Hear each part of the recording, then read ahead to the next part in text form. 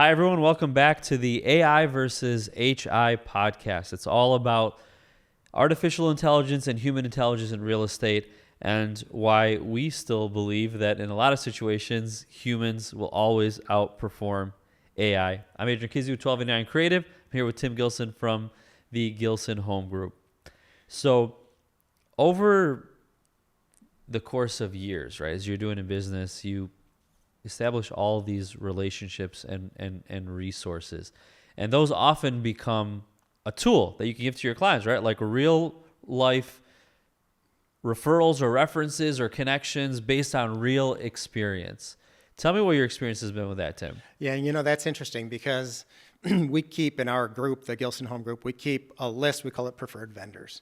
And it's grown over the years from 6 or 7 vendors to just about every trade or service that you could possibly imagine. I think there are probably 80 different trades who we've worked with and had really great experiences with, whether it's insurance agents, foundation workers, specifically crawl space workers, window companies, roofers, electricians, people who are willing to do wholesale renovations versus small handyman jobs, somebody who can pull out a bathroom and put in a new bathroom for you in 10 days.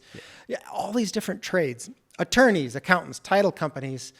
And one of the things that really is of value is you could go on AI and say, give me the top 3 real estate attorneys in Birmingham, Michigan, Detroit, Michigan, Grosse Pointe, Michigan, Plymouth, Michigan, wherever. And it'll give you the top 3.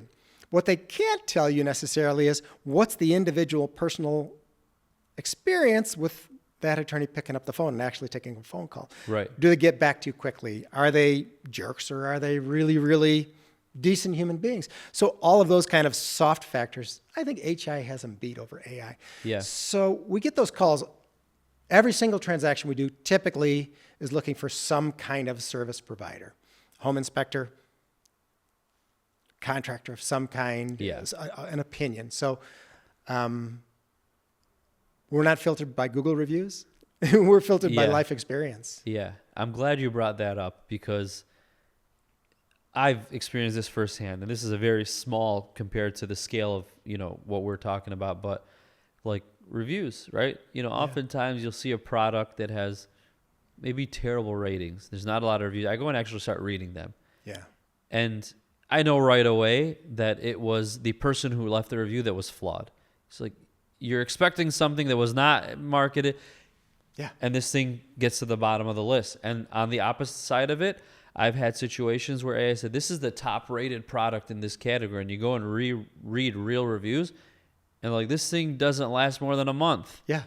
So it's just like, case in point, I've bought things intentionally with bad reviews because I made a decision that, from what I've seen, I think that's not reflective of that's the truth. The tool I need. Yeah, exactly. Yeah, and AI gets that. I mean, it's going to give you basically what they can go and crawl and get the data for, right? Yeah.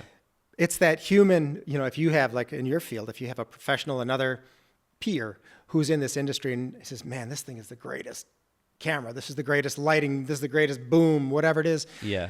You're going to take that over a Google review any day of the week. Of course. That's what we're talking about. You're going to get real life experience referrals as opposed to kind of a digested and computer generated interpretation of what you're looking for. Yeah. And then just kind of going back, because you just kind of jogged my mind on something too. A lot of times now you'll see these review summaries, like a little summary on top. That's a summary of all the reviews. It's an AI generated summary. And it'll say something like, this product is generally, received well. And there's a few people that said this. It's almost like telling you like, hey, these are the outliers, but you human, like, I'm giving this to you. Do something, do it. It's not taking that responsibility. Right. So it's just like, it goes back to that. They can definitely be complementary. They don't always have to be at odds with each other. So again, that comes back to what you said at one of the previous videos that we did. AI cannot be held accountable. Yeah. Isn't that cool? Right. So it sounds like they're trying to like give you the information to make a good decision, but it's like, I can't do what the human can do. Yeah, absolutely. Yeah. There's awesome. Our case. Yeah. Thanks, Tim. Thanks, Adrian.